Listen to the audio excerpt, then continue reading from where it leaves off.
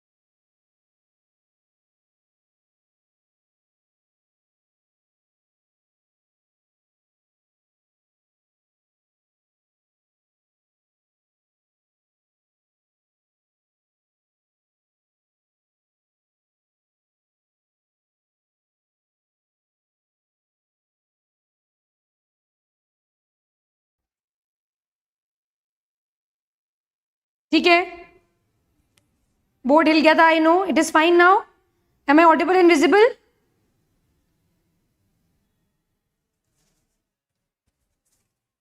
ठीक है, ठीक है, थैंक यू। आज जल्दी क्लास स्टार्ट हो गई है? नहीं दिव्यान, सेम टाइम पर क्लास स्टार्ट हुई है। ओके, चलो पढ़ना स्टार्ट करते हैं।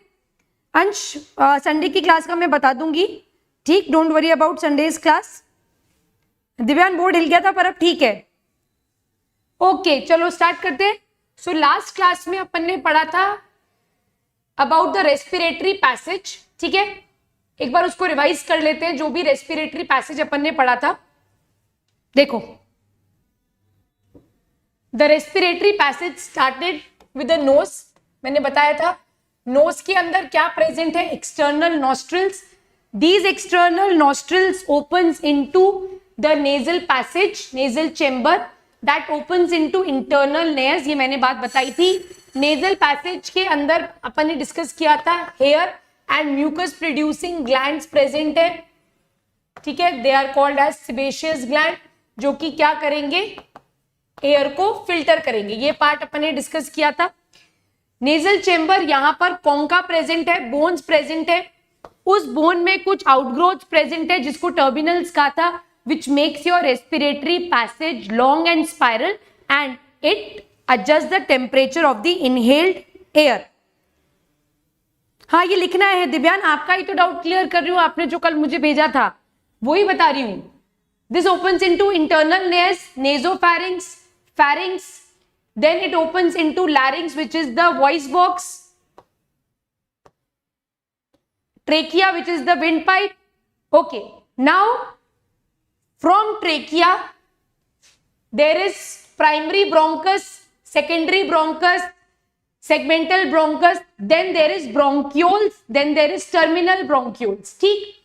in terminal bronchioles तक, that means respiratory bronchiole के पहले पहले, ध्यान से सुनो, starting from the external nostril till terminal bronchiole, whatever pathway is present, it is called as the conducting zone. इसी में कंफ्यूजन हो रहा था दिव्यान आपको, मैं ये आपको दोबारा से लिखवा रही हूं ताकि आपके डाउट्स क्लियर हो जाएं। मैंने ऐसे ही लिखवाया था बट आपको कंडक्टिंग जोन और उसमें प्रॉब्लम थी ना, इसीलिए मैं आपको ये चीज दोबारा लिखवा रही हूं, ठीक है? So right from your external nostrils up till terminal bronchioles, whatever pathway is there, that is called as the conducting zone. और conducting zone जो है वो सिर्फ एयर को कंडक्ट करता है, वहां पर एयर का कोई भी एक्सचेंज नहीं होगा। यहां पर एयर जो है उसको आप ह्यूमिडिफाई करोगे, मॉइस्चर रिच करोगे, ड्राई अगर एयर है, and the air is transferred from the external nostrils up till your terminal bronchiole. इसके बाद देखो, अब यहां से आपका रेस्पिरेटरी ब्रोंक्यूल स्टार्ट हो रहा है, that opens into alveolar duct, opens into atria, alveolar sac and alveoli. तो यहां से जो भी जोन प्रेजेंट है, this zone is called as your exchange zone. ये वो जोन है जहां पर क्या होगा, एयर का एक्सचेंज होना स्टार्ट होगा। ठीक है, क्लियर है अभी? Okay great. अब यहां पर मानवी अगर लिखना चाहते हो तो लिख सकते हो बेटा, कोई प्रॉब्लम नहीं है। अब यहां पर एक चीज याद रखना, जहां से रेस्पिरेटरी ब्रोंक्यूल स्टार्ट हो रहे हैं वो पूरा पाथवे एक्सचेंज जोन है, and this is called as the respiratory tree. इसको क्या कहा जाता है? This is called as the respiratory tree. Trachea से लेकर आपके पल्मोनरी ब्रोंक्यूल्स तक whatever pathway is present, that is called as bronchial tree। उसको क्या कहा जाता है? उसको bronchial tree कहा जाता है। तो दो टाइप के ट्रीज हैं इस पाथवे में। देखो, सबसे पहले अपन ने क्या पढ़ा? कंडक्टिंग जोन पढ़ा। कंफ्यूज मत होना, ध्यान से मेरी बात सुनना। सबसे पहले अपन ने क्या पढ़ा? अपन ने कंडक्टिंग जोन को देखा। कंडक्टिंग जोन एयर को कंडक्ट कर रहा है एक्सटर्नल नॉस्ट्रिल से लेकर कहां तक प्रेजेंट है? एक्सटर्नल नॉस्ट्रिल से लेकर ये आपके टर्मिनल ब्रोंक्यूल्स तक प्रेजेंट है। ठीक, इसके बाद रेस्पिरेटरी ब्रोंक्यूल से अल्वियोलाई तक आपका एक्सचेंज जोन है। एग्जैक्टली रेस्पिरेटरी ब्रोंक्यूल से अल्वियोलाई तक एक जो पूरा नेटवर्क प्रेजेंट है उसको क्या बोला गया है? That is called as the respiratory tree. That is called as the respiratory tree. Trachea, bronchus, secondary bronchus, tertiary, total pulmonary, ये सारा पाथवे जो है this is called as your bronchial tree. इसको क्या कहा गया है? इसको ब्रोंकियल ट्री कहा गया है। ठीक, यहां तक समझ में आ गया? नोट डाउन कर लिया? यहां तक समझ में आ गया और नोट डाउन कर लिया? Now can you tell me, आप सोचकर लॉजिकली मुझे आंसर दे सकते हो कि कंडक्टिंग जोन से जब हम नीचे की तरफ आएंगे, कंडक्टिंग जोन से जब हम एक्सचेंज जोन पर आएंगे तो क्या एपिथेलियम की सरफेस में कोई चेंज होगा या नहीं होगा? ओके मानवी, वेरी गुड बेटा, थैंक यू सो मच, समझ में आ गया है। तो question is, when we move down from conducting zone to exchange zone, तो क्या एपिथेलियम में कोई चेंज आएगा? हाँ मैम, बिल्कुल आएगा। क्या चेंज आएगा? जो एपिथेलियम, थिक एपिथेलियम था वो थिन होता चला जाएगा। जितना एपिथेलियम थिन होगा उतना ही ज्यादा एक्सचेंज जो है वो क्या बोलेंगे, उतना ही ज्यादा एक्सचेंज जो है वो सही तरीके से होगा। जितनी एपिथेलियल थिन होगी, जितना एपिथेलियल सरफेस थिन होगा, उतना ही एक्सचेंज ऑफ गैसेस जो है वो ज्यादा अच्छी तरीके से होगा in comparison to thick surface of epithelium. तो जैसे जैसे हम नीचे की तरफ मूव करते चले जाएंगे, मैंने कल आपको बताया था trachea is lined by pseudo stratified, trachea is lined by pseudo stratified ciliated columnar glandular epithelium. ये एपिथेलियम अल्टीमेटली चेंज हो जाएगा इनटू सिंपल स्क्वैमस एपिथेलियम। ये किसमें चेंज हो जाएगा? ये सिंपल स्क्वैमस एपिथेलियम में चेंज हो जाएगा। ठीक है, तो जो एपिथेलियल इनिशियली थिक था, कॉल्यूमनार था, जैसे जैसे आप रेस्पिरेटरी सरफेस में गहराइयों में जाते चले जाओगे वैसे वैसे वहां पर एपिथेलियल मेम्ब्रेन जो है वो कैसी होती चली जाएगी? थिन होती चली जाएगी। क्या ये पॉइंट क्लियर है? क्या ये पॉइंट क्लियर है? बस यही चीज मुझे आपको यहां पर लिखवानी थी। ठीक है, सो अपन ने लंग्स पढ़ लिया था। लंग्स का आई गेस अपन ने एक्सटर्नल स्ट्रक्चर पढ़ लिया था, that we have one pair of lung, right, one right and one left lung. Right lung left lung से साइज में बड़ी है, वहां पर 3 लोब्स प्रेजेंट होते हैं, लेफ्ट लंग में 2 लोब्स प्रेजेंट होते हैं, बिकॉज लेफ्ट लंग के अंदर एक नॉच प्रेजेंट है which is called as the cardiac notch, और ये कार्डियक नॉच प्रेजेंट है in order to accommodate the heart. ये मैंने पढ़ा दिया था। इसके बाद मैंने आपको बताया था प्लूरल मेम्ब्रेन्स के बारे में और मैंने आपको बताया था रिब्स के बारे में। आज अपन पढ़ेंगे internal structure of the lungs.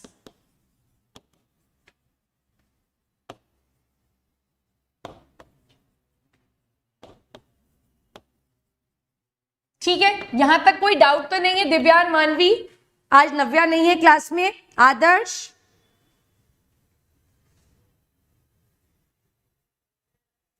कहां दिव्यान? तो मैंने भी तो सीलिएटेड कॉल्यूमनार लिखा है। उसके बाद देखो, ध्यान से देखो, उसके बाद सिंपल कॉल्यूमनार सीलिएटेड होएगा, ठीक है, यहां पर ग्लैंडुलर हट जाएगा। उसके बाद सिंपल क्यूबॉइडल होएगा और उसके बाद लास्ट में सिंपल स्क्वैमस आ जाएगा। एपिथेलियल सरफेस जो है वो धीरे धीरे चेंज होगी। आपको सिर्फ दो ही टाइप के एपिथेलियम याद रखने हैं, pseudo stratified ciliated columnar glandular epithelium और लास्ट में सिंपल स्क्वैमस एपिथेलियम। बस, बाकी के कोई भी ट्रांजिशंस आपको याद नहीं रखने हैं। क्लियर है? All clear? चलो, वेरी गुड। तो अब अपन देखते हैं internal structure of lung. Now सबसे important, lungs are endodermal in origin. Lungs are endodermal in origin. Endodermal word का मतलब समझते हो? हमारी बॉडी में 3 जर्म लेयर्स हैं, एक्टोडर्म, मीजोडर्म और एंडोडर्म। तो लंग्स जो है वो इनर मोस्ट लेयर से डिराइव हुई है, therefore they are endodermal in origin. हाँ, क्यूबॉइडल से simple squamous, there is a transition from simple cuboidal to simple squamous, Divyan, okay? Now lungs are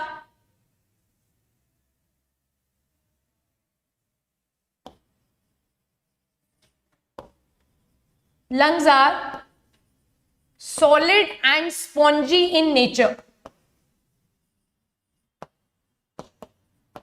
movies देखने जाते हो? मूवीज देखने जाते हो क्या थिएटर में? हाँ दिव्यान, याद आपको सिंपल स्क्वैमस ही रखना है बस। Very good, high five. Movies देखने जाते हो सब? तो जब मूवीज देखने जाते हैं तो एक एड आता है कि धूम्रपान सेहत के लिए हानिकारक है, देखा है?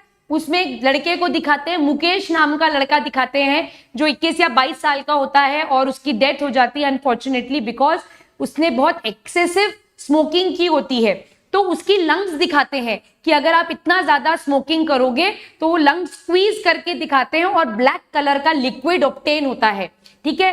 तो जैसा वो स्ट्रक्चर दिखाते हैं ना, एग्जैक्टली वैसे ही हमारी लंग्स होती हैं। They are solid and they are spongy in nature. Lungs के पास खुद से कॉन्ट्रैक्शन और रिलैक्सेशन की कैपेसिटी नहीं होती है। दिव्यान, अभी तो नहीं, मतलब अभी मूवीज नहीं देख रहे हो?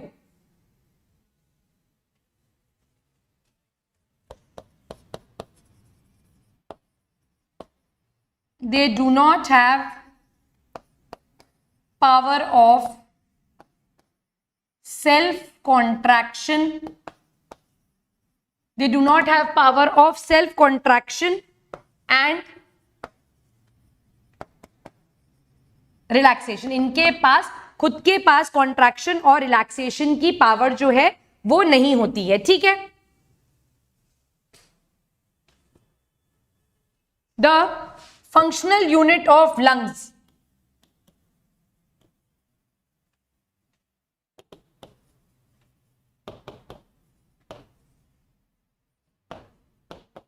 इज एल्वियोलाई, ठीक है? लंग्स की फंक्शनल यूनिट एल्वियोलाई है। थिएटर में नहीं देखी है पर 5 से 6 महीने, हाँ कभी तो देखी है, कभी तो देखी होगी, तो वहां पर वो मुकेश का एड जरूर देखा होगा, पक्का देखा होगा। So that is because of excessive smoking. Okay, यहां तक कोई डाउट है? Any doubt up till here? अब देखो इंटरनल स्ट्रक्चर ऑफ लंग्स कैसा होएगा। लंग्स में एक्चुअली में क्या होगा, समवॉट लाइक दिस। ट्रेकिया, ध्यान से देखो, यहां पर ट्रेकिया डिवाइड होंगे ब्रोंकाई में, ठीक है? ये राइट ब्रोंकाई होगा, ये लेफ्ट ब्रोंकाई होगा। Now these bronchi are entering into these are entering into the respective lungs. ठीक है, ये किसमें एंटर करेंगे? This is entering into the respective lungs. Upon already इसके फिगर्स पढ़ चुके हैं, मैं बार बार नहीं पढ़ाऊंगी. अब मैं आपको इंटरनल स्ट्रक्चर बता रही हूं. तो अब लंग्स के अंदर देखो, ये जो ब्रोंकाई है ये डिवाइड होंगे into secondary bronchi, it will divide into tertiary bronchi, और ये डिवाइड होते होते they will finally open into bronchioles. Bronchioles open होंगे into respiratory bronchioles. These respiratory bronchioles will open into the duct which is called as alveolar duct, and this alveolar duct will open into alveolar sac. So this is the alveolar sac. This and इस alveolar sac के अंदर ये अंगूर के दाने जैसे structures present है. This is called as the alveoli.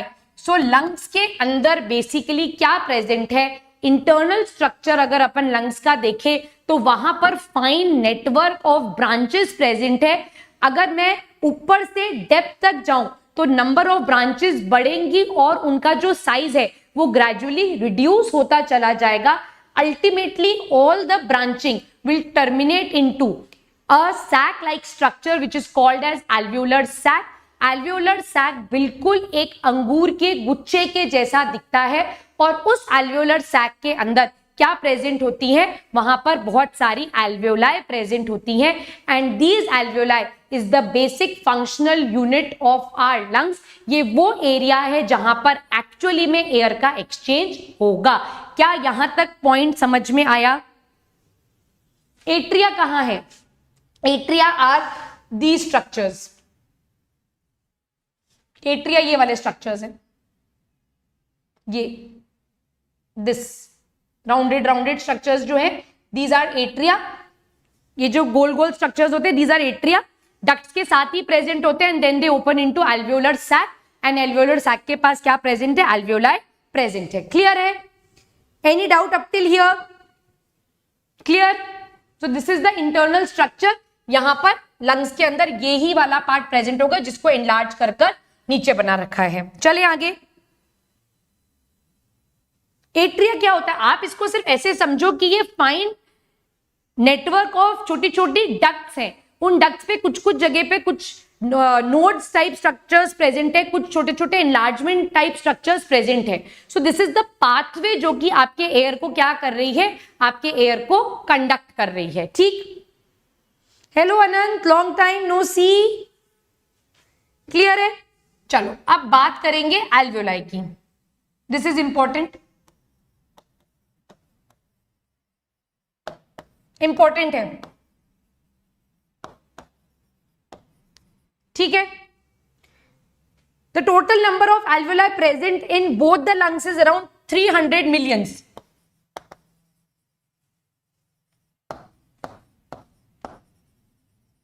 Around 300 millions of alveoli are present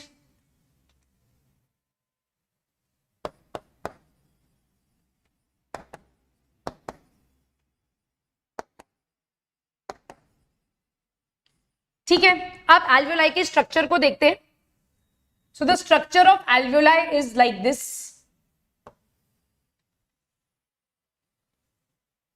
very important, very important, ध्यान से समझना.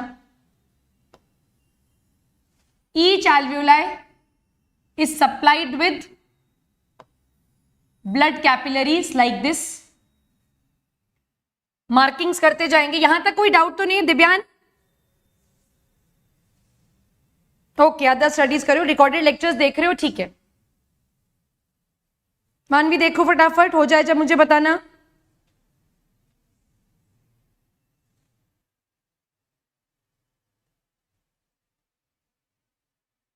ओके, चले आगे. मानवी इज इट डन? मार्किंग्स करते जाओ. This is very important. So this is alveoli. This is the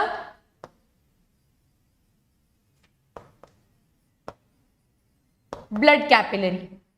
Okay, Now this alveoli, as I've already told you, it is made up of simple squamous epithelium. ये किसकी बनी हुई होती है? ये simple squamous epithelium की बनी हुई होती है. बट यहां पर अपन नोट्स बनाएंगे कि जो एल्वियोलाई है इसके पास basically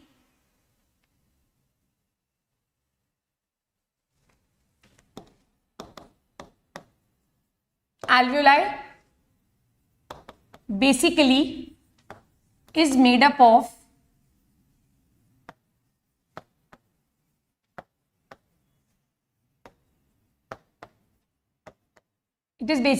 of two types of cells.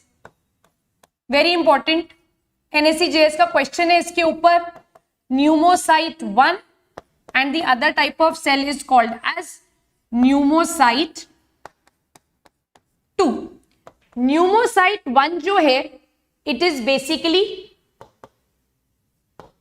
basically simple squamous epithelium. It is made up of simple squamous epithelium and the size of the cell is small.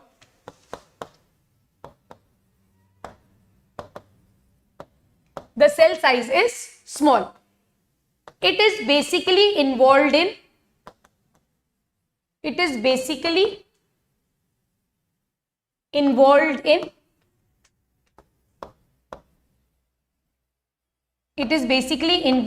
the exchange of air. So ये कहां present होते हैं? These cells are present here. Simple squamous epithelium. Manvi, where is Navya today?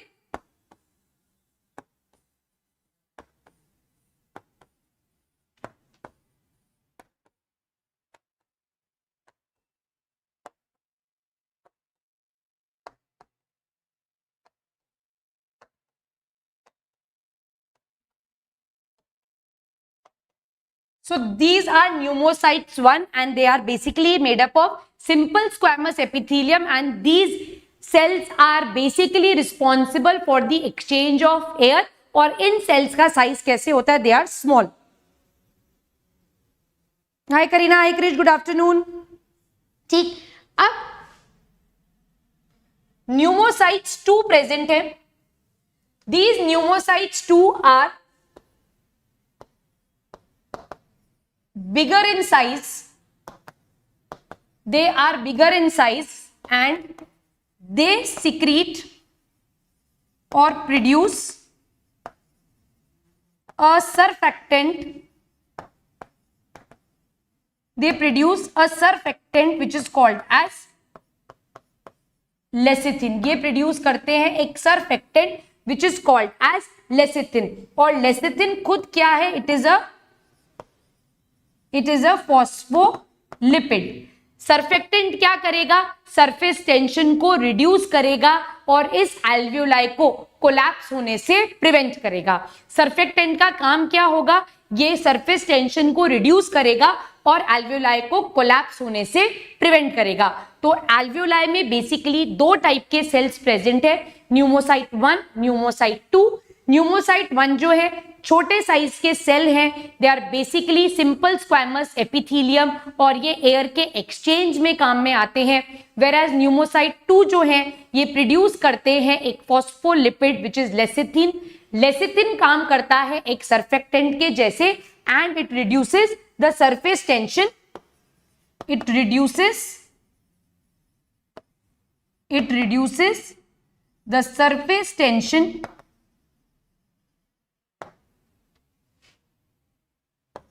and prevents the collapse of alveoli. या फिर आप ये भी बोल सकते हो it will keep the alveoli open for air exchange.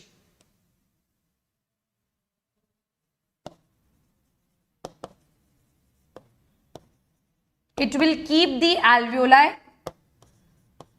open for air exchange. Clear है यहां तक?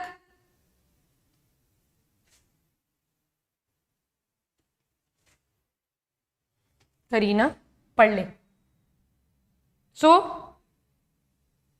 The pneumocytes two are like this. Irregular shaped cells हैं ये दिव्यांग.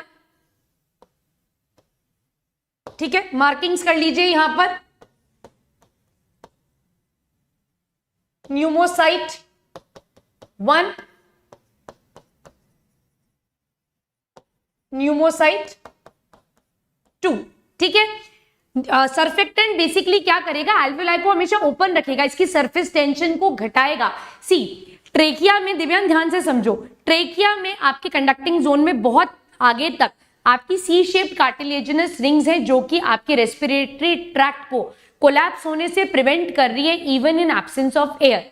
नीचे जैसे जैसे जाते जाएंगे तो ये सी शेप्ड रिंग्स जो है ये वहां प्रेजेंट नहीं है, ये ग्रेजुअली डिसअपियर हो रही हैं.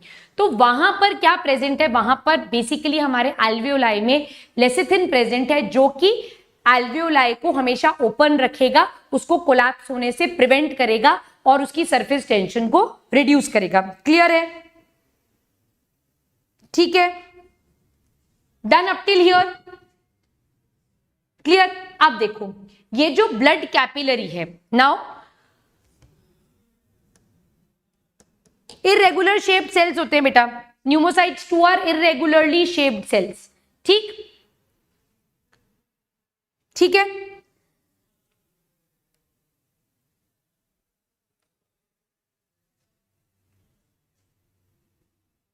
कॉपी कर लिया, यहां तक सब हो गया.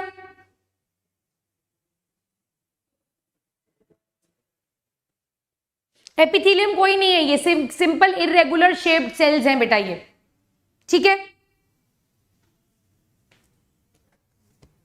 चलो अब यहां पर देखो, यहां पर मैं बात करूंगी ब्लड कैपिलरी की. नाउ हमारी बॉडी के अंदर 3 टाइप के ब्लड वेसल्स प्रेजेंट है, आर्टरी, वेन्स एंड कैपिलरीज. इसको अपन डिटेल में ट्रांसपोर्टेशन के टाइम पर डिस्कस करेंगे. आई होप आपको आर्टरी, वेन और कैपिलरी के बारे में कुछ बेसिक आइडिया है.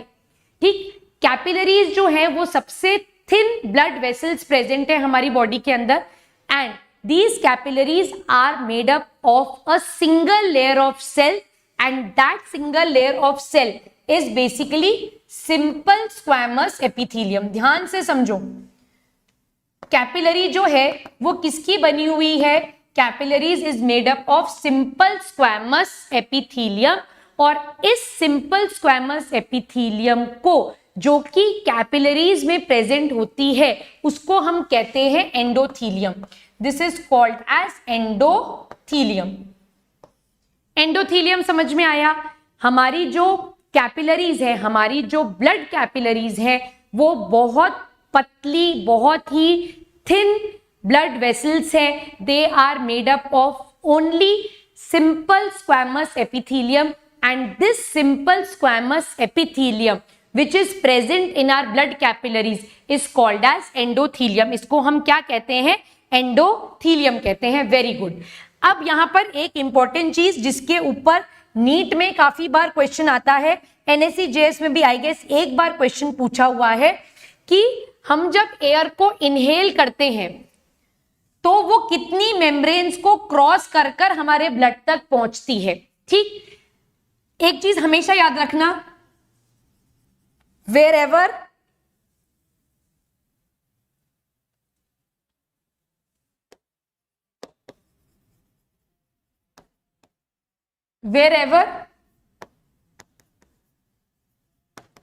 एपिथीलियम इज प्रेजेंट, कोई सा भी एपिथीलियम हो, कहीं पर भी अगर एपिथीलियम प्रेजेंट होगा it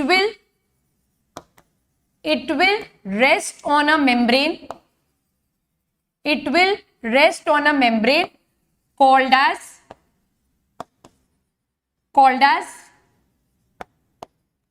बेसमेंट मेम्ब्रेन. कोई से भी टाइप का एपिथेलियल टिश्यू होगा तो वो हमेशा एक मेम्ब्रेन के ऊपर रेस्ट करेगा and that membrane is called as basement membrane. तो यहां पर भी इस एल्वेओलाई की लेयर और इस ब्लड कैपिलरी लेयर के बीच में एक मेम्ब्रेन प्रेजेंट है. This membrane is called as basement membrane. इस मेम्ब्रेन को कहा जाता है बेसमेंट मेम्ब्रेन. तो जब हम एयर को इनहेल करते हैं तो वो एयर ब्लड तक पहुंचने के लिए तीन लेयर्स को क्रॉस करती है। पहली एल्वियोलाई की स्क्वैमस लेयर, दूसरी बेसमेंट मेम्ब्रेन और तीसरी कैपिलरी की endothelium. So this was the question that has been asked in NEET examination also, और एक बार एनएससी-जेएस में भी इसका क्वेश्चन पूछा गया है कि जब हम एयर को इनहेल करते हैं तो वो एयर कितनी मेम्ब्रेन्स को क्रॉस कर कर आपके ब्लड तक पहुंचेगी।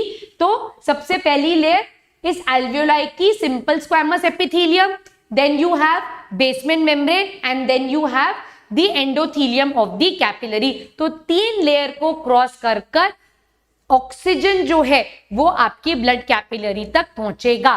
क्या ये पॉइंट यहां पर सबको समझ में आया? दिव्या 1990 का एनएससी-जेएस का पेपर मिलेगा ही नहीं आपको। पेपर मैक्सिमम 2012-13 के आसपास से मिलेगा, है ना? तो वहीं से पेपर्स करना स्टार्ट कर दो, ठीक है? ये पॉइंट क्लियर हो गया। This is absolutely clear, there is no doubt about it. आगे चले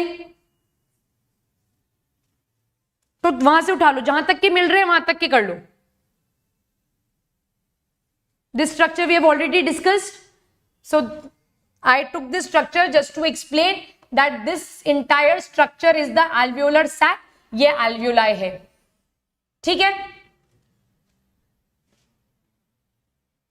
मानवी क्या रिपीट करना है? लिखूं इसको? क्या रिपीट करूं मानवी, प्लीज बोलो। रिपीट क्या करूं मानवी?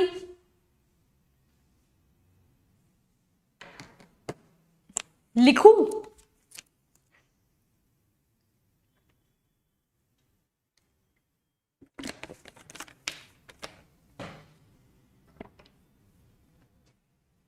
कहां लिखूं?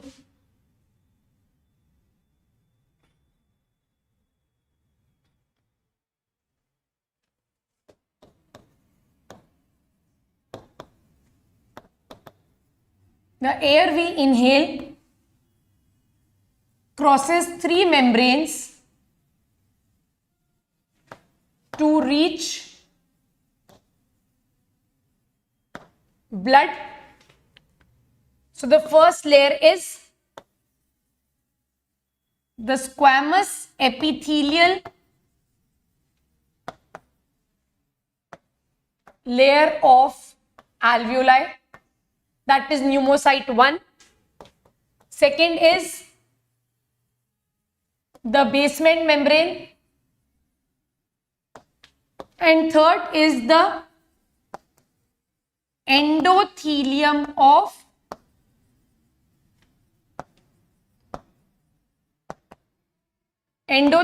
of blood capillary. ठीक है, ठीक है, लिख दिया मैंने, इसको कॉपी कर लीजिए।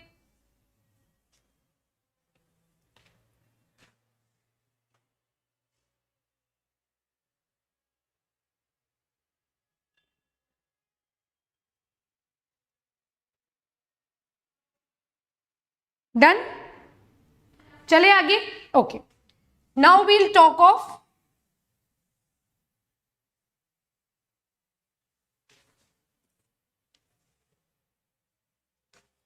a very important muscle which is called as the diaphragm. अब हम एक बहुत इंपॉर्टेंट मसल के बारे में बात करेंगे which is called as the diaphragm. Spelling गलत लिखी क्या मैंने? DIA.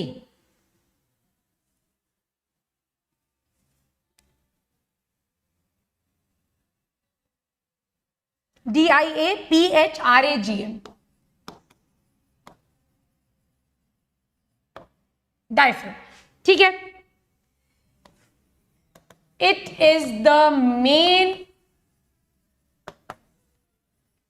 The main respiratory muscle. It is situated below the lungs. ध्यान से देखो. सो this is basically the diaphragm. ये जो मसल, पूरी थिक मसल आपको दिख रही है, this thick muscle is our diaphragm. और ये आपके लंग्स के जस्ट नीचे प्रेजेंट होती है। ये मेन मसल है जो आपको इनहेलेशन और एक्सहेलेशन में मदद कर रही है। ठीक, अपार्ट फ्रॉम ब्रीदिंग, ब्रीदिंग के अलावा भी डायफ्राम बहुत इंपॉर्टेंट रोल प्ले करती है। आप सोच सकते हो क्या? फंक्शंस ऑफ डायफ्राम, डायफ्राम क्या फंक्शंस परफॉर्म करेगी? पहला मैं बता रही हूं, it helps in breathing, it helps in breathing. और कोई फंक्शन बता सकते हो आप डायफ्राम का? बहुत इंपॉर्टेंट फंक्शन है डायफ्राम के, can you suggest?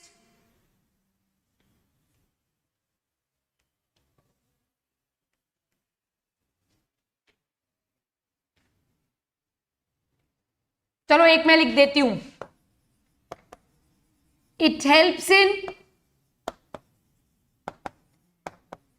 Micturition. Micturition क्या होता है? Urination.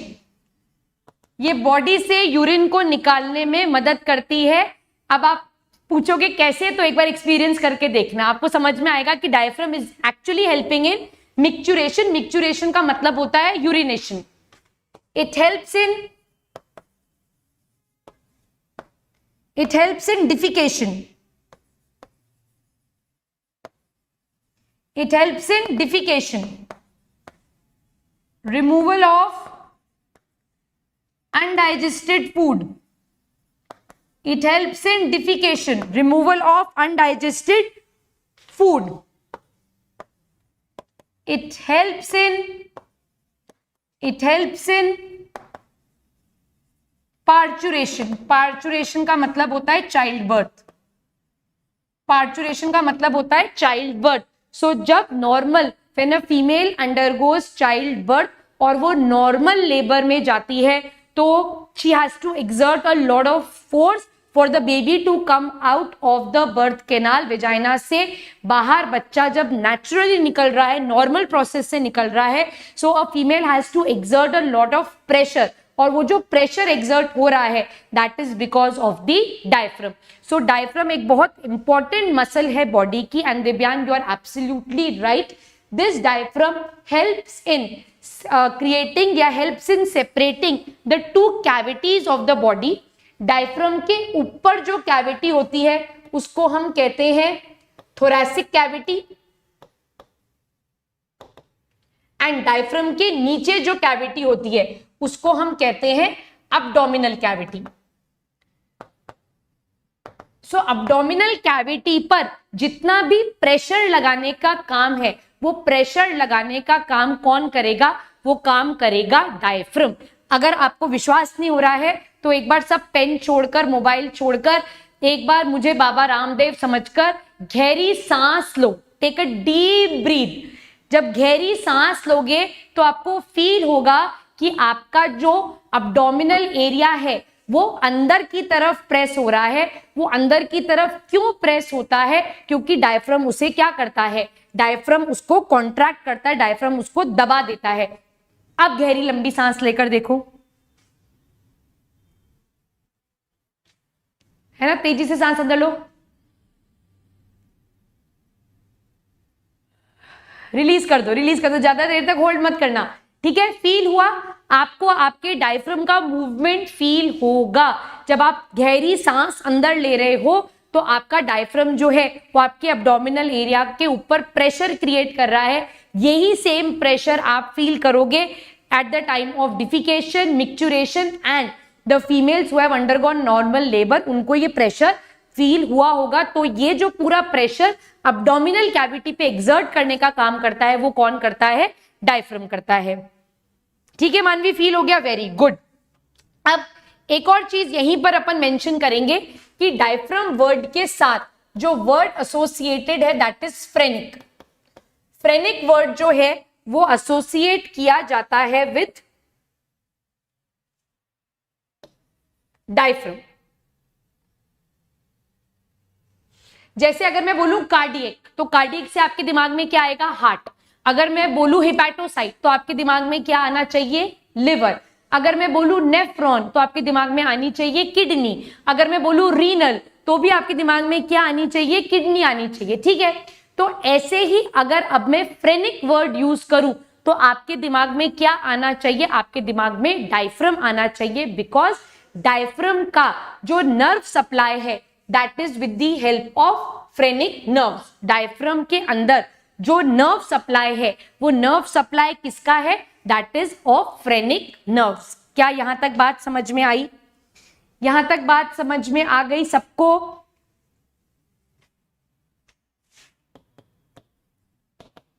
It is under the control of phrenic nerve. तो फ्रेनिक वर्ड जो है वो हम किसके साथ एसोसिएट करते हैं, हम एसोसिएट करते हैं डायफ्रम के साथ। नहीं, स्टमक के लिए आप जो वर्ड रखते हो दिव्यांग that is gastric. Gastric word associate होता है स्टमक के लिए। स्टमक का एक पार्ट है कार्डियक, और मैंने आपको बताया भी था कि उसको कार्डियक क्यों बोला जाता है, क्योंकि वो थोड़ा सा हार्ट के प्रोक्सिमिटी में है, ठीक है, इसीलिए वहां पर कार्डियक वर्ड यूज किया जाता है और उसका कोई रेलेवेंस नहीं है, ठीक है दिव्यांग? ओके क्रिश, बहुत देर बाद क्रिश आपने बल्ब जलाए बेटा, सब क्लियर है? चलो अब एक और इंपॉर्टेंट चीज के बारे में बात करेंगे, that is intercostal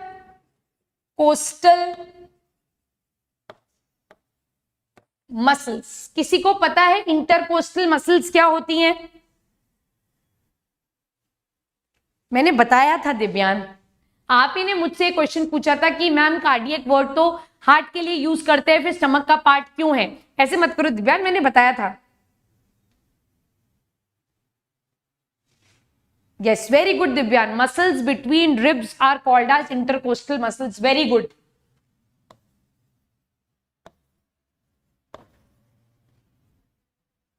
Muscles present between ribs are called as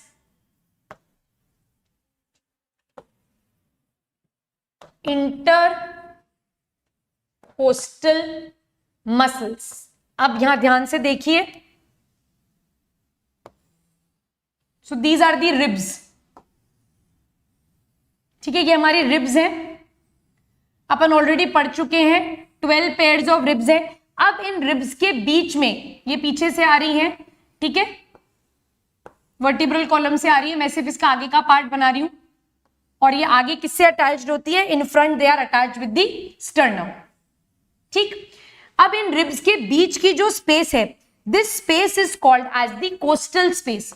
इस स्पेस को क्या कहा जाता है, this space is called as the costal space. अब इन कोस्टल स्पेस में अपर रिब और लोअर रिब के बीच में मसल्स प्रेजेंट है, यहां पर इस तरीके से, इस तरीके से यहां पर मसल्स प्रेजेंट है, and these muscles are called as intercostal muscles. ये इंटरकोस्टल मसल्स जो हैं they are of two types. Intercostal muscles are of two types. It is EICM and it is IICM.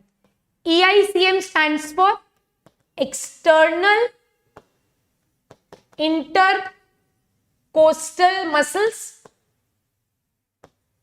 and IICM stands for internal intercostal muscle. यहां तक बात समझ में आई? क्या ये पॉइंट क्लियर है? क्लियर है ये पार्ट?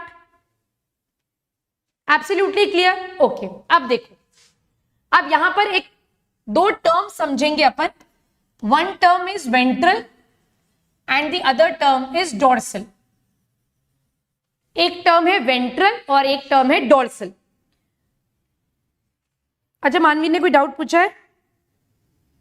नहीं, ऐसा नहीं बोल सकते कि डायफ्राम का दूसरा नाम फ्रेनिक है, बट हाँ, ऐसे अगर आता है फ्रेनिक मसल्स तो आपके दिमाग में आना चाहिए कि यहां पर डायफ्राम की बात हो रही है, ठीक? ठीक है मानवी?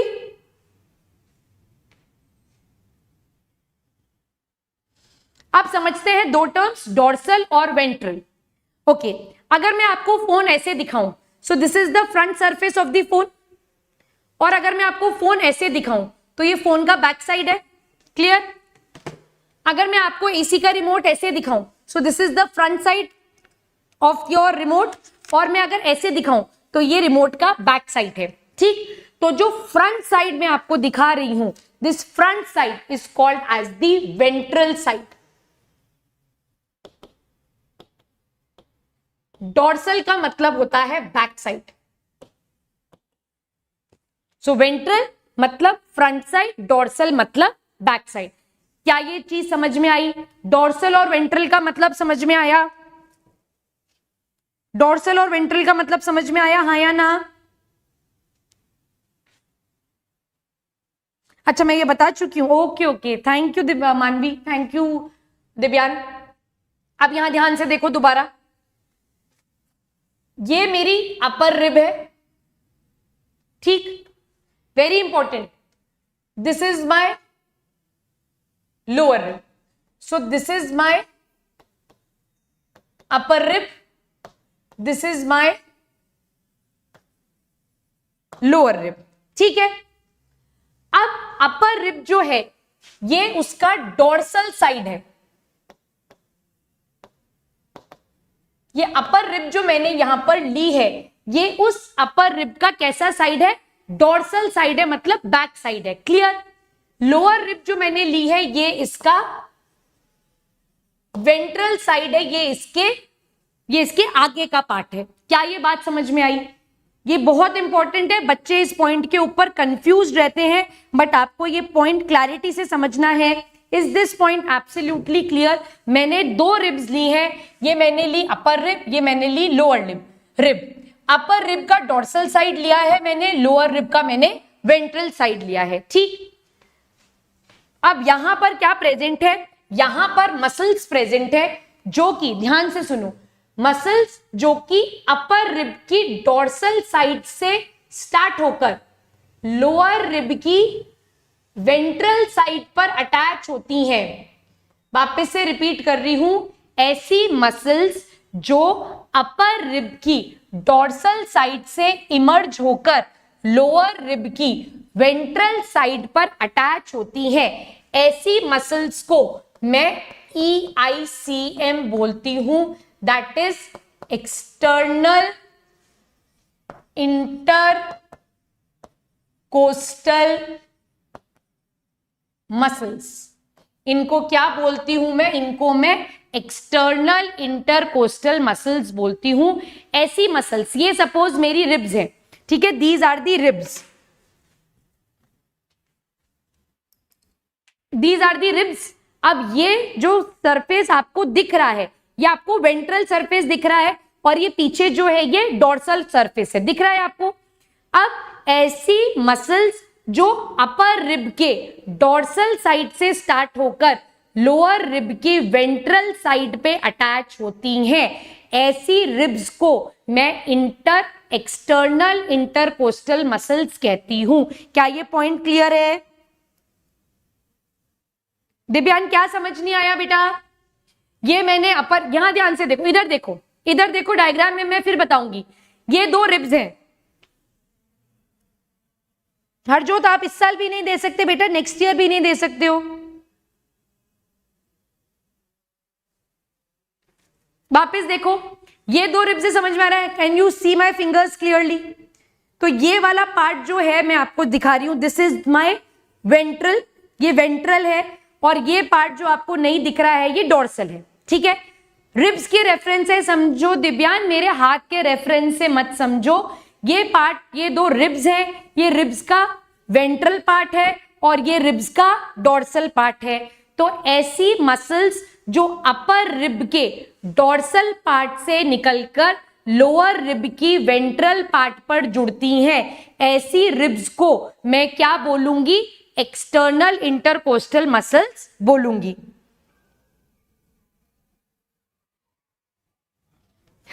दिव्यान, मान लो ये वेंट्रल है, मान लो ये डॉर्सल है, रिब्स के पॉइंट ऑफ व्यू से, not with the point of view of my hand.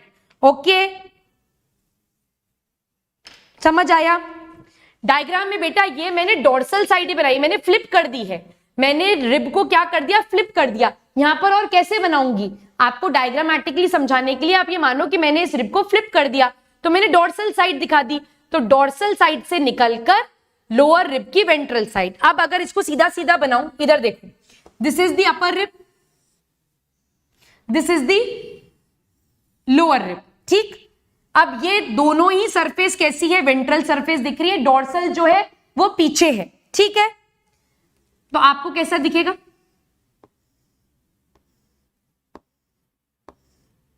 तो डोर्सल सरफेस पीछे रह गई और ये वेंट्रल सरफेस पर अटैच्ड है, ठीक है। समझ में आ गया दिव्यान, मानवी, क्रिश, हरजोत?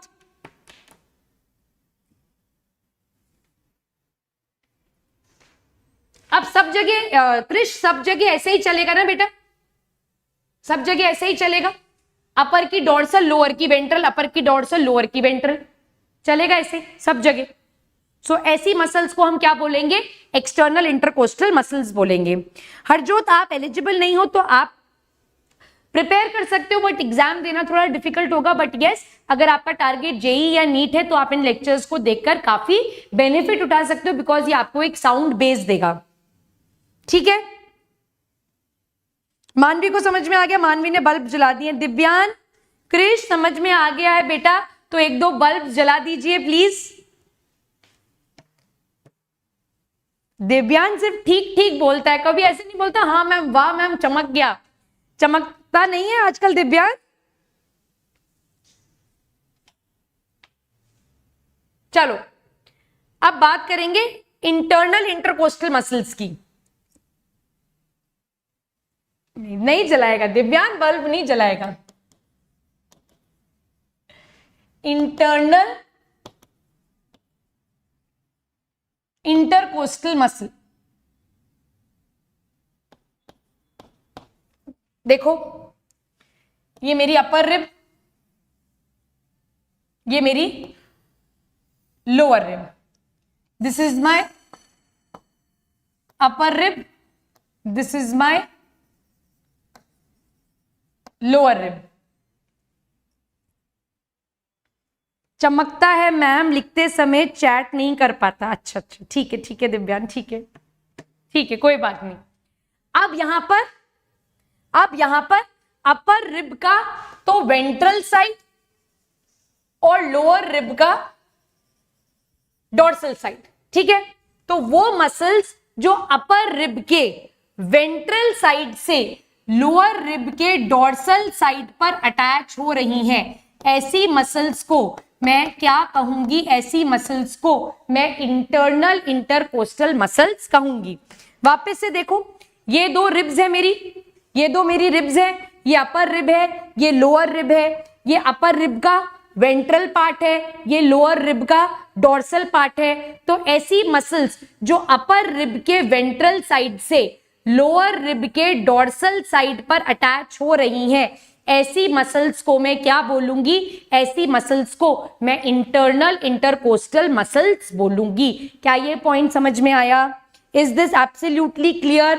तो एक्सटर्नल इंटरकोस्टल मसल्स में upper rib dorsal side attach to lower rib ventral side, internal intercostal muscles में upper rib ventral side, lower rib dorsal side. So this makes up your intercostal muscles, which is of two type: internal intercostal muscles and external intercostal muscles. नहीं, ठीक है, समझ में आ गया. तो अब अगर मैं ऐसे देखूं, देखो पेन टूट नहीं रहा मुझसे. See, now these are your ribs. So a muscle which is present, which is originating from the dorsal of upper, ventral of the lower, like this and like this. So the arrangement of the muscles is like this. So one from the ventral of upper, ventral of upper, dorsal of lower, like this, and dorsal of upper and ventral of like this. So the arrangement is like this. ठीक है, तो ये हमारी muscles का यहां पर arrangement है. समझ गए आप? पेन मत तोड़ो, तोड़ दिया आप तो मैंने. क्लियर है? Is this concept clear to you? Okay, very good. अगर यहां तक सब समझ में आ गया है तो बहुत अच्छी बात है. Now I will talk of another important part that is called as the thoracic cavity.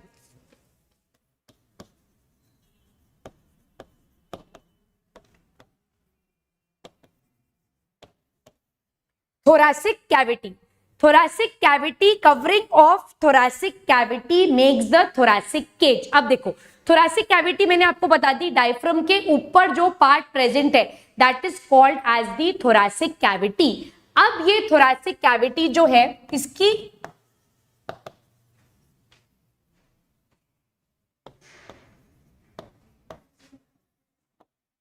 coverings of thoracic cavity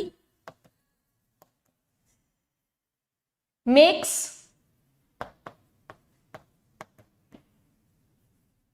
thoracic cage. अब डायफ्राम प्रेजेंट है ना, ऐसे डायफ्राम प्रेजेंट है. डायफ्राम के ऊपर thoracic कैविटी, नीचे abdominal कैविटी. कैविटी वर्ड का मतलब होता है खाली जगह. अब उस खाली जगह पर कुछ कुछ चीजें प्रेजेंट है जो कि इस कैविटी को वेल डिफाइंड बाउंड्रीज देती हैं, और उन वेल डिफाइंड बाउंड्रीज की वजह से जो thoracic कैविटी है उसके अंदर क्या बन जाएगा, वहां पर एक केज लाइक स्ट्रक्चर बन जाएगा, and that is called as thoracic cage. यहां तक बात समझ में आई?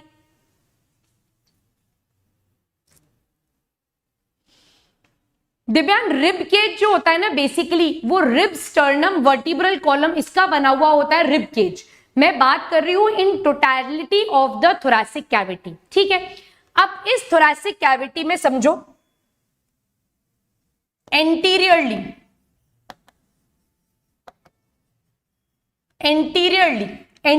क्या प्रेजेंट होगा?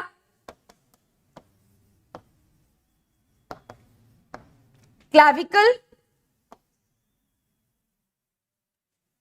ये आपकी thoracic कैविटी है.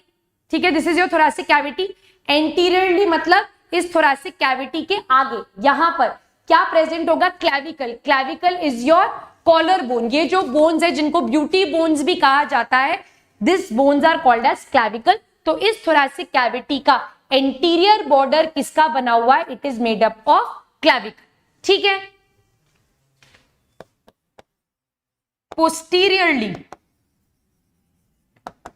पोस्टीरियरली इसके पास क्या होगा? डायफ्राम. एंटीरियरली क्लैविकल, पोस्टीरियरली यानी पीछे क्या प्रेजेंट है? यहां पर डायफ्राम प्रेजेंट है. ठीक है. डॉर्सली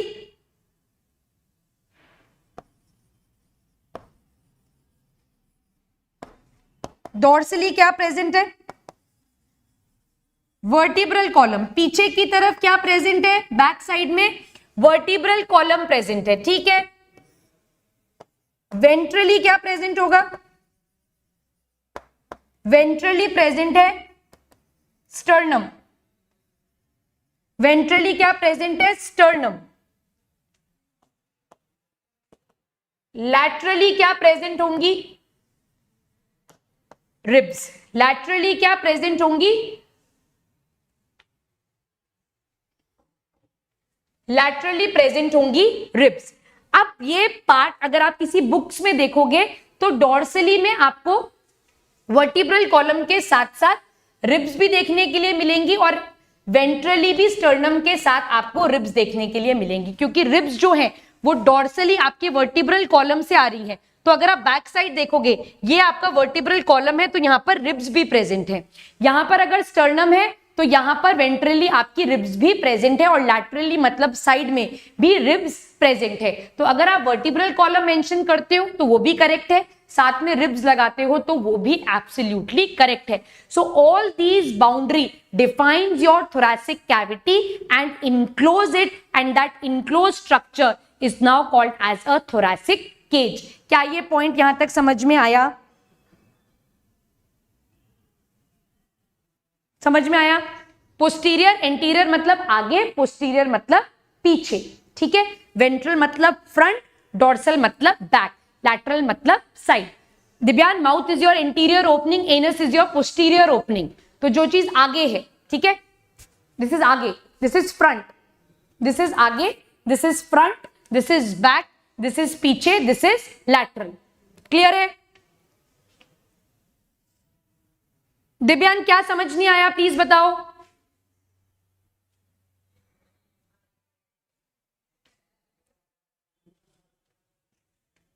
तो ऊपर नीचे जो है, ऊपर नीचे जो है, तो उस ऊपर वाले पार्ट को मैंने क्या बोला? ऊपर वाले पार्ट को इंटीरियर, नीचे वाले पार्ट को पोस्टीरियर. यही तो मैं बता रही हूं.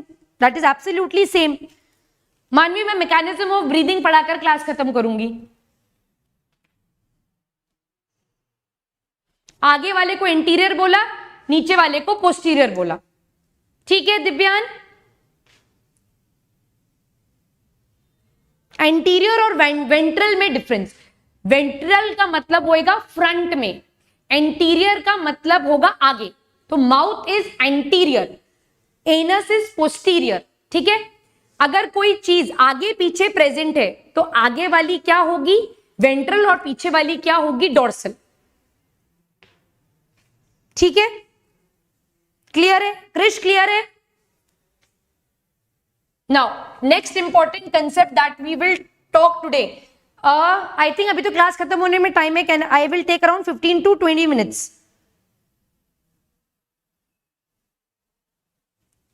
आगे और फ्रंट डिफरेंट कैसे है दिव्यान? वेंट्रल और डोर्सल चीज जो है, वेंट्रल मतलब फ्रंट, डोर्सल मतलब बैक. तो कोई चीज आगे पीछे अगर प्रेजेंट है, ठीक है, जैसे ट्रेकिया और oesophagus. Trachea is ventral, oesophagus is dorsal. ठीक है? यानी ट्रेकिया आगे है और ईसोफेगस पीछे है. माउथ एंटीरियर है, एनस पोस्टीरियर है. अगर मैं लंग्स की बात करूं, आपके थोरैसिक कैविटी की बात करूं, तो उसका इंटीरियर पार्ट जो है, उसका इंटीरियर पार्ट जो है वो किसका बना हुआ है? आपके क्लैविकल्स का बना हुआ है. This is the interior part. और उसका पोस्टीरियर पार्ट, उसका पीछे वाला पार्ट जो है वो किसका बना हुआ है? It is made up of your diaphragm. ठीक है?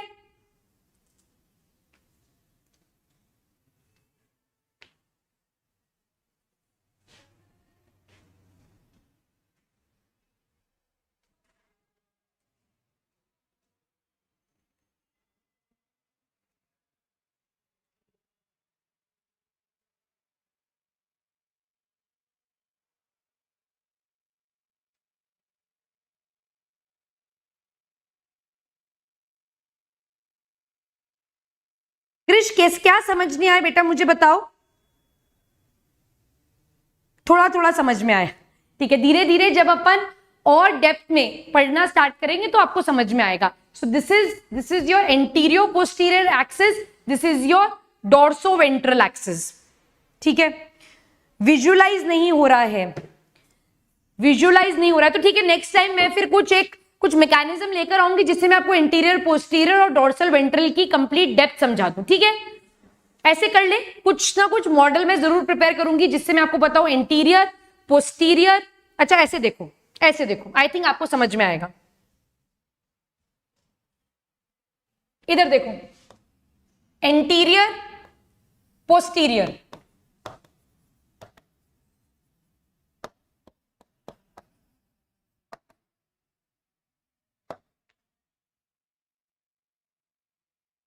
ये बैक साइड बना रही हूं मैं डॉट से. डोर्सल पीछे,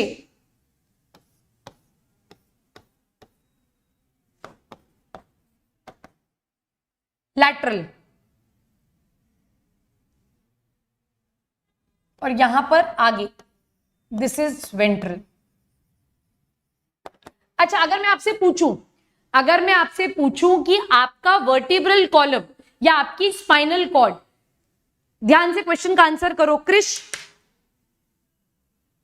हाँ बिल्कुल करेक्ट दिव्यान, बिल्कुल करेक्ट, एब्सोल्युटली राइट. अच्छा, मुझे क्वेश्चन का आंसर करो फास्ट. अगर मैं आपसे बोलूं कि आपका वर्टिब्रल कॉलम और आपका स्पाइनल कॉर्ड, मैं ऑप्शंस दे रही हूं, what is the position of your vertebral column and your spinal cord? It is present anteriorly, it is present posteriorly, it is present ventrally और it is present dorsally. तो आप मुझे क्या answer करोगे? हेलो शिवम, आप क्या आंसर करोगे? Dorsally. तो यही तो डॉर्सल हुआ ना, तो यही तो मैंने पढ़ाया है. डॉर्सल मतलब वर्टिब्रल कॉलम, यही तो मैंने पढ़ाया है.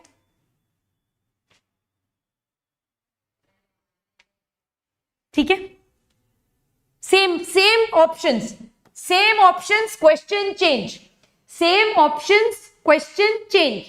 Your heart is situated anteriorly, posteriorly, ventrally, dorsally. Heart कहां सिचुएटेड है बताओ?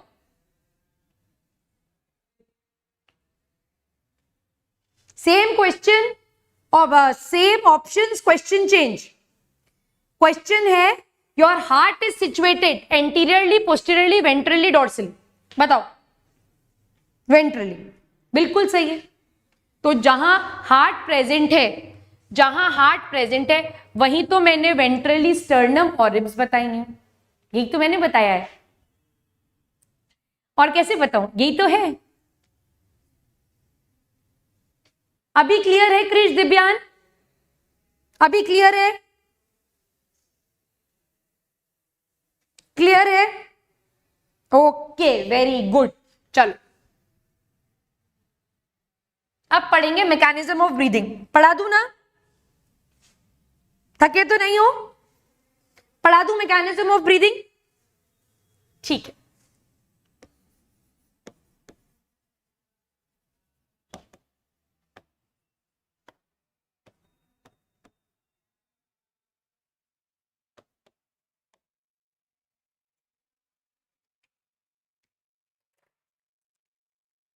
सबका क्लियर है? अच्छा, very good.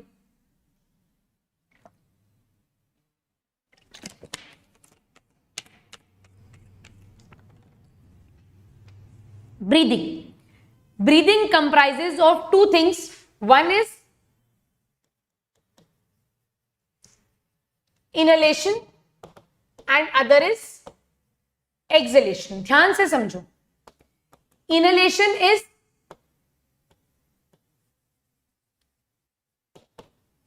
intake of air, exhalation is releasing out of air. ठीक है, यहां तक कंसेप्ट क्लियर है? चलो अब मेन चीज समझो. एयर का मूवमेंट आपकी बॉडी के अंदर हो रहा है और आप एयर को अपनी बॉडी से बाहर निकाल रहे हो. ये एक कंटिन्यूअस प्रोसेस है, ये लगातार चलते चले जा रहा है. आप सो रहे हो तब भी हो रहा है, आप पढ़ रहे हो तब भी हो रहा है. ये प्रोसेस कंटिन्यू चल रहा है. अब एयर आपकी बॉडी में एटमॉस्फेयर से अंदर जा रही है, हाँ या ना? The air is entering from the atmosphere to the body. अब किसी भी चीज का अगर मूवमेंट हो रहा है, so that movement is because of diffusion. ये जो मूवमेंट है ये डिफ्यूजन की वजह से होगा. Now what is diffusion? Movement of ions और molecules from the area of high concentration to the area of low concentration. ठीक है, that means अगर आपकी बॉडी में, ध्यान से सुनो, अगर आपकी बॉडी में एयर एटमॉस्फेयर से अंदर की तरफ जा रही है, that means आपकी बॉडी और एनवायरमेंट के बीच में प्रेशर का डिफरेंस क्रिएट हो रहा है.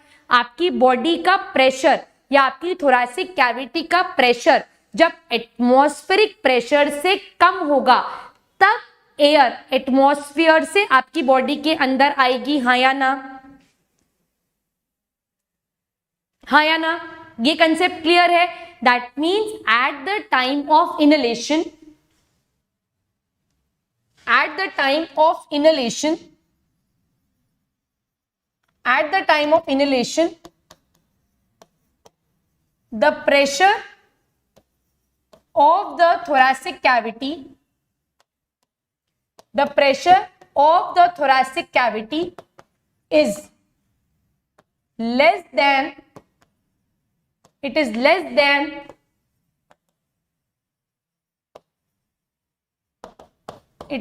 than the atmospheric pressure. इसीलिए एयर जो है वो एटमॉस्फेयर से या एनवायरमेंट से आपकी बॉडी के अंदर जा रही है. क्या ये कंसेप्ट क्लियर है? क्या ये पॉइंट क्लियर है? ठीक है. अब आपकी बॉडी का प्रेशर एटमॉस्फेरिक प्रेशर से कम कैसे होगा? इसके लिए हमारी बॉडी की जो मसल्स हैं, मसल से अब मेरा मतलब है डायफ्राम और एक्सटर्नल इंटरकोस्टल मसल्स, ये बहुत इंपॉर्टेंट रोल प्ले करती हैं और इनके कॉन्ट्रैक्शन की वजह से आपकी थोरैसिक कैविटी का प्रेशर जो है वो एटमॉस्फेरिक प्रेशर से रिड्यूस होता है. ध्यान से समझो होएगा क्या यहां पर. This is your diaphragm, this is your diaphragm, this is your rib cage. ठीक है. हमारा डायफ्राम नॉर्मली कैसा होता है? डोम शेप्ड होता है. It is normally dome shaped. Normally diaphragm is dome shaped. Normally का मतलब जब डायफ्राम रिलैक्स्ड है तो ये डोम शेप्ड होता है. और यहां पर आपकी मसल्स प्रेजेंट है. यहां पर मेन मसल्स जो काम आएंगी that is your AICM, that is external intercostal muscles. अब ध्यान से देखो, केमिस्ट्री में कंसेप्ट पढ़ते हो PV is equal to NRT. That means pressure और वॉल्यूम एक दूसरे के इनवर्सली प्रोपोर्शनल है. मेरा कंसर्न सिर्फ इतना सही है. ठीक है. प्रेशर और वॉल्यूम एक दूसरे के इनवर्सली प्रोपोर्शनल है. अब ध्यान से देखो मेरी बात. This is your diaphragm, this is your rib cage. ऐसे खड़ी हो जाती हूं मैं. So this is your diaphragm, this is your rib cage और पीछे ये जो है ये आपकी थोरैसिक कैविटी है. ठीक. Now at the time of inhalation, at the time of inspiration, आपको आपकी थोरैसिक कैविटी के प्रेशर को एटमॉस्फेरिक प्रेशर से रिड्यूस करना है ताकि एयर जो है वो एटमॉस्फेयर से आपकी बॉडी के अंदर एंटर कर जाए. ठीक है. तो क्या करें? This is your diaphragm. So diaphragm contracts. Diaphragm which is dome shape जो है ऐसा शेप का है. This contracts and it flattens and goes down. The diaphragm which is dome shape, it contracts, flattens and it goes down. तो diaphragm जो है वो flatten होकर नीचे की तरफ मूव कर जाता है. So diaphragm contracts, flattens and moves down. कहां मूव करता है? आपके एब्डोमिनल कैविटी की तरफ मूव करता है. ठीक है. ठीक. This is your rib cage. Rib cage में इंटरकोस्टल मसल्स है, specifically external intercostal muscles. These muscles also contract and it moves the rib cage forward. ये भी कॉन्ट्रैक्ट करती है और रिब केज को फॉरवर्ड ले जाती है. डायफ्राम नीचे चला गया है. What is happening to the pressure? The pressure has reduced and the volume has increased. So ये rib cage जो है ये भी rib cage, the muscles contract and moves the ribs in outward direction. इन दो मूवमेंट की वजह से the pressure of the thoracic cavity falls but the volume increases. जैसे ही ऐसा होगा the air will rush in from the atmosphere and it will move in your respiratory tract. This is the concept of inhalation. क्या ये point समझ में आया? क्या ये बात समझ में आई? एब्सोल्युटली क्लियर है। आप यहां पर डायग्रामेटिकली देखिए। I hope this diagram is visible to you. So this is the normal diaphragm here. It has contracted and it has gone down to this position. ठीक है, जैसे ही ये नीचे की तरफ गया, जैसे ही ये नीचे की तरफ गया, रिब्स जो है, रिब्स बाहर की तरफ मूव हुई कॉन्ट्रैक्ट होके, साथ में इसने स्टर्नम को भी अपने साथ ले लिया। So what will happen to the pressure of the thoracic cavity? The pressure will fall and the volume will increase. So this is the concept of what? This is the concept of inspiration or you can say inhalation. ठीक है, तो diaphragm जब नीचे जाएगा तो आपकी एंटीरियो posterior volume बढ़ेगी, और जब आपका स्टर्नम और रिब केज बाहर आ जाएगा तो आपकी डोर्सो वेंट्रल पार्ट पर वॉल्यूम इंक्रीज होगी। क्या ये पॉइंट क्लियर है? Is this absolutely clear? दिव्यान, internal intercostal muscles के बारे में बाद में बात करूंगी। यहां पर नॉर्मल इनहेलेशन, नॉर्मल एक्सहेलेशन में जो मसल्स काम में आती हैं that is external intercostal muscles. Clear है ये बात? Clear? Now what will happen during exhalation? What will happen during exhalation? Reverse of inhalation. Reverse of inhalation. Exhalation का मतलब अब एयर आपको आपकी बॉडी से बाहर निकालनी है। That means आपकी बॉडी का प्रेशर, आपकी thoracic cavity का pressure should be more than the atmospheric pressure, right? तो अब क्या करना पड़ेगा? आपको आपकी बॉडी का प्रेशर इंक्रीज करना पड़ेगा। प्रेशर इंक्रीज करने के लिए क्या होना चाहिए?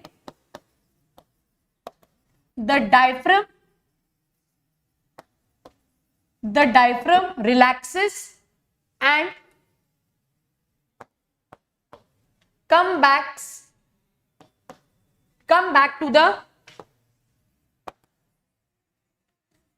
back to the original position.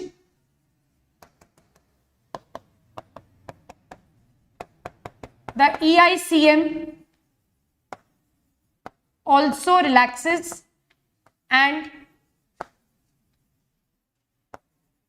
moves the ribs and sternum in backward direction.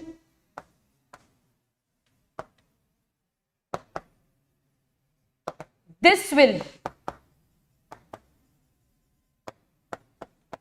will increase the pressure, reduce the volume, and the air is thrown out of the body. So this is the mechanism of breathing. Inhalation, exhalation. Inhalation और exhalation दोनों एक दूसरे के opposite processes हैं। Inhalation में muscles contract होती हैं, exhalation में muscles relax होती हैं। Inhalation में जो diaphragm normal dome shaped था, ठीक है, वो कॉन्ट्रैक्ट होकर फ्लैट होकर नीचे जाएगा। रिब केज की मसल्स जो है वो भी कॉन्ट्रैक्ट होकर आउटवर्ड डायरेक्शन में जाएंगी। यहां पर क्या हो गया? The pressure has reduced, volume increases, so the air rushes in. During exhalation the diaphragm relaxes, come back to the original position. The muscles of the rib cage also relaxes, come backwards to the original position. This increases the pressure, reduces the volume and the air is moved out of the body. Yes, दिव्यांग, backward का मतलब inwards है। इसको inward ही लिख देते हैं।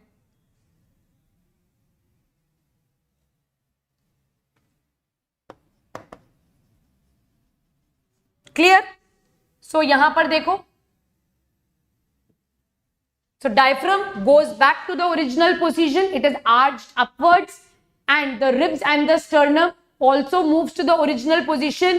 The pressure is reduced,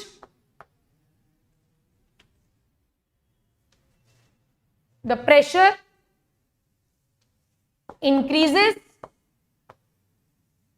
the volume reduces and the air is moved out. So this is the mechanism of breathing. Clear? Krrish वापस से सुनो. Diaphragm during inhalation contracts and flattens. The rib cage contracts and moves outward. This is during inhalation. During exhalation, the rib cage relaxes, moves backward. The diaphragm relaxes and moves upwards. So this is the normal process. Okay? Clear है मानवी? Okay. Krrish समझ में आ गया? दिव्यांश समझ में आ गया? Very good. So आज पहली बार क्लास में जहां तक मैं सोचकर आई थी वहां तक का मैं पूरा पढ़ा पाई हूं. मैंने सोचा था मैकेनिज्म ऑफ ब्रीदिंग तक पढ़ाऊंगी, तो वहां तक मैंने पढ़ा दिया. चलो वेरी गुड. ओके. दिव्यांश ने क्या लिखा है? हटा ही दिया, मैसेज पढ़ने ही नहीं दिया. चलो वेरी गुड. तो यहां तक की सारी बातें क्लियर है. So next class when we meet we will talk of next class transport of gases, that is oxygen and carbon dioxide. This is a very important topic. ठीक है. and टाइम ने अगर परमिट किया next class में, so we will talk of certain volumes and capacity. ठीक है, इनके बारे में बात करेंगे अगर टाइम ने परमिट किया, क्योंकि transportation of gases that is oxygen and carbon dioxide का जो ट्रांसपोर्टेशन है ये इटसेल्फ एक मतलब बहुत बड़ा टॉपिक है ये.